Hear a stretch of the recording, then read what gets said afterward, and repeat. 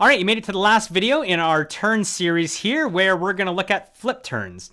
Now, I'd say flip turns are probably the most difficult to get, particularly the distance or judging the distance so that you can get a stable footing on the wall. I can tell you I've been doing flip turns for 30 years and I still miss the wall sometimes. And, you know, it's funny, like even pool to pool, it will take me some time to acclimate to the walls or the bulkheads or whatever you're pushing off of. And again, it just takes practice. The movement per se is actually really simple and easy to do. Again, I would say the most difficult part is judging the distance and then actually setting up on the wall and coming off the wall, which is more our push than anything. So let's look at the mechanics of the flip turn really quickly, and then we're going to break it down. Actually, we're going to look at what you're doing or not doing, and then we'll break it down into a little progression that you can use to practice and improve it. And then when it comes down to it, do it every wall or every wall that you have air and you can do it.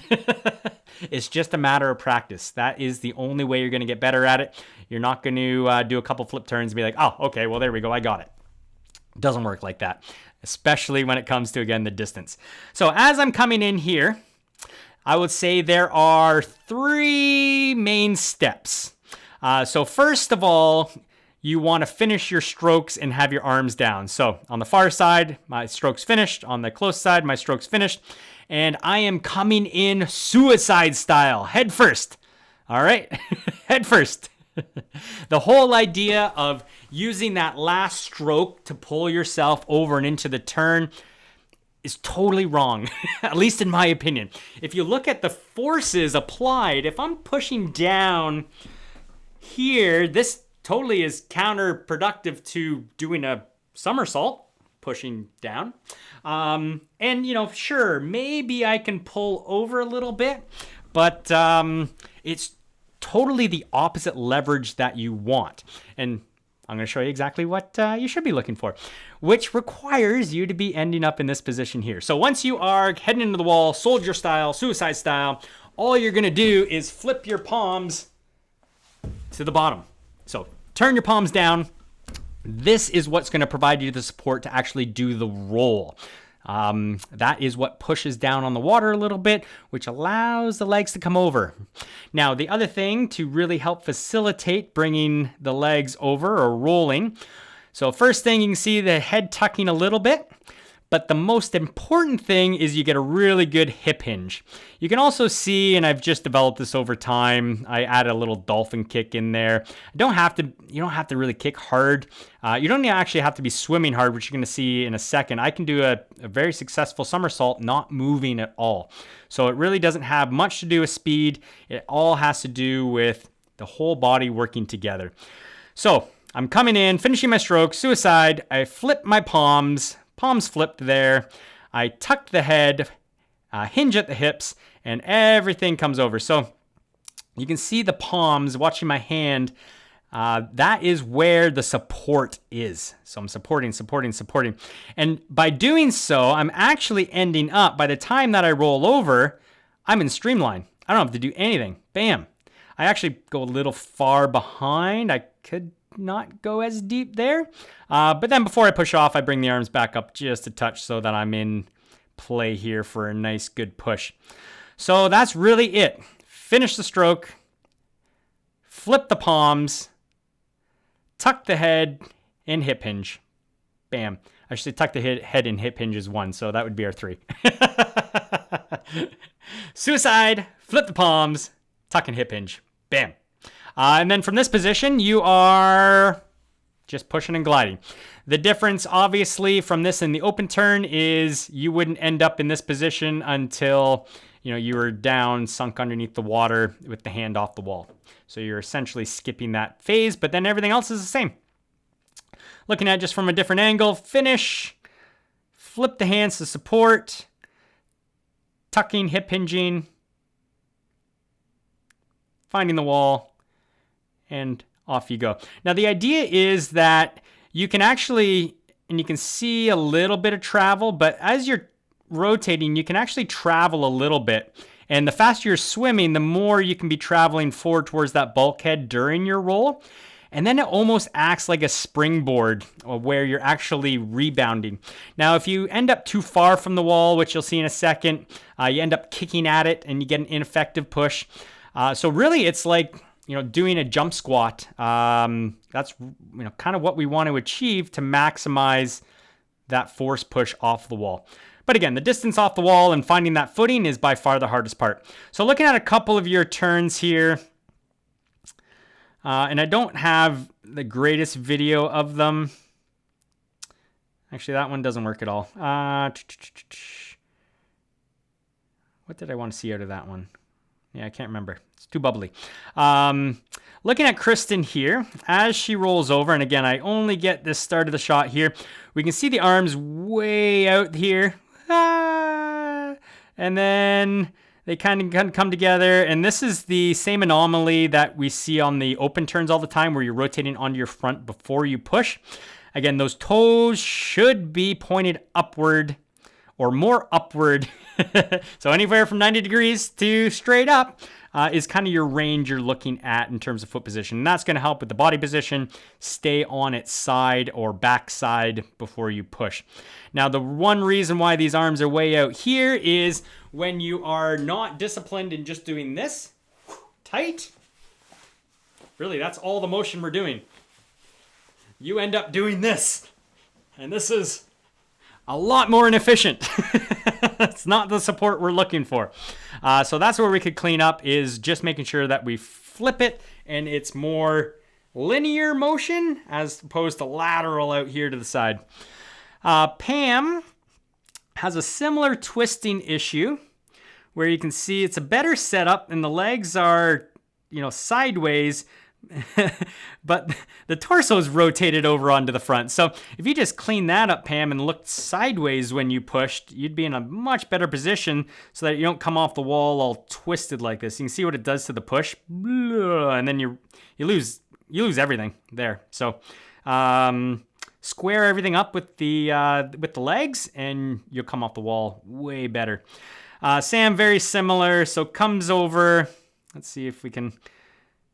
So flips the hand, that's good support. As you can see, tucking, hip hinging, that all looks good. Unfortunately, the hand should just stay up above her head. This is where they come under, they're doing some stuff. And then Sam turns her head to look around to get reorientated. And like I said in the first video, a lot of it is just spatial awareness. If you can push off on your back and then on your back side and then on your side and actually hold a nice glide line, that's one of the hardest things to do. And it's hard to do when you're swimming with other people in the lane too, not wanting to push into them. And I understand the trepidation behind practicing all the time under those scenarios. So sometimes you do have to pick and choose your times to do these so you don't hurt anybody. So really, if Sam kept, again, everything in line, as I mentioned with Pam, so she wasn't looking around, that would keep her a little more on her side for this push as opposed to the front. So a little bit of cleanup there to do. Again, finish, good position, hands, you can see nice support there. Sam's looking pretty good so far until we roll all the way over onto the front. So it's this extra little, not touching the wall. I'm not going to touch the wall. I'm going to let my legs sink, my knees roll over, and then push off. So if Sam pushed off right here, that'd be beautiful. So that would be our goal for Sam. Dale's got that arm stroke I was talking about. See this one that quote unquote pulls you over? It doesn't. This does nothing. I don't even know what it's doing. And then obviously the distance is always a challenge. Dale got a little close on this one. So again, it's that arm coming over here. It would have been much better if it was already done the stroke. And this arm here, palm turns over to provide appropriate pressure. It's kind of using back of the hand pressure here. Oh, there's kind of a little skull that way. And then we got a twist and a look and a roll over and a push. So we got some work to do, Dale. Steph, here we go. Good support on the arms. Unfortunately, like Sam, they don't stay up there. They tuck in. They do some stuff to rotate around onto the front. and then push on the front. So again, if we could be here when we pushed, that would be beautiful. Martin's one of the closer ones. Again, he's got that last pull in there. I would have finished that just a bit earlier so that you could have glided in a bit and had some movement towards the wall. This is what happens when you get a little too tight. Then you can't tuck and roll and travel at the same time. You just got to stop and roll really tight. But again, uses the pressure of the hand here. You can see it turned over, palms down, tucked in, arms staying up. So that's good, and you're probably one of the closest ones there, Martin, pushing off at least on the side or close. So you're almost there. So that'll be what we practice, and we can break it down a couple of ways. As I was mentioning, the first is just pushing off on your back and being able to hold this line. Not push yourself into the bottom of the pool, not push yourself up to the surface or into another lane. And then as I was mentioning, even flip turns, you don't need a lot of velocity. There's one sculling in place. Obviously, I'm not getting to streamline. I'm just doing the throw of water over the head, but I'm not moving. Bam. Don't even really throw that dolphin kick that much. As long as you tuck the chin hip hinge. So this would be what you could practice with just on the mechanics, not worried about the wall. What might be even easier, even though you're moving, would be jumping and just doing a little bit of a glide before you get into it.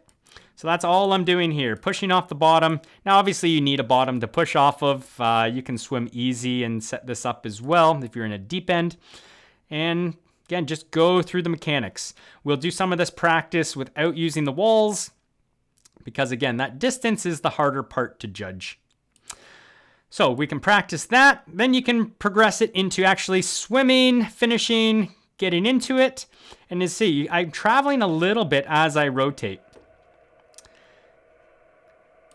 From the front view. So then we can progress it when you get used to the wall or get used to using walls. You can basically just glide in. This is me jumping, doing a double arm pull for no reason other than just wanting to set both arms up and just playing with the distance. And it's always better to start a little farther away and miss the wall than be too close. Now, at the end of each length, there's a T. Usually the T is your indicator to say this is where you're going to start your turn. So everyone's a little bit different depending on how fast a swimmer you are or how you do your turns, but you'll figure this out for yourself. When you pass the T, you're going to have a set amount of arm strokes. For me, I just have one arm stroke. So when I see the T, bam, I got one arm stroke. I want to make sure my arms are down and I'm into my turn and I'm going to hit that wall pretty consistently every time. I'm doing some practice here without T's, just the way the pool was set up, so that's why you don't see them on the bottom. But again, typically that T is going to be your notifier to finish up one or two strokes and then get into your turn. Ideally, you're not looking up to see the wall. Sure, I always peek a little bit just to ensure, but lifting this head up causes the whole body to come up and then around. So again, that takes extra time and effort as well. So this is me just not quite getting to the wall. And as you can see, I just kick at it. So if you don't hit the timing right, you do lose, obviously, the intended springboard effect of the pull, or the push, sorry. So this one would be practicing coming in, doing your flip turn, and just pushing off on your back. So combining those two, the awkward position on your back, controlling the breath, controlling or having good spatial awareness, and not pushing yourself into the bottom. And then again, from there, the only thing we need to do is put in the rotation of the, let me flip back here. The last one, the rotation on to the front. So that would be a very slow flip turn progression. Again, hopefully you can at least start practicing the mechanics of it, and then over time you'll get better at, again, the distance of when you should start the flip, and then getting a good foot plant on the wall, or getting the springboard even better off the wall. So 3 things to remember: finish your strokes, flip the palms, tuck and hip hinge. That's it. Then you're back to your push.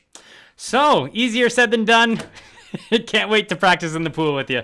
That's it. Do 10,000 and I'll talk to you next year when you're doing flip turns. See you in the next workout.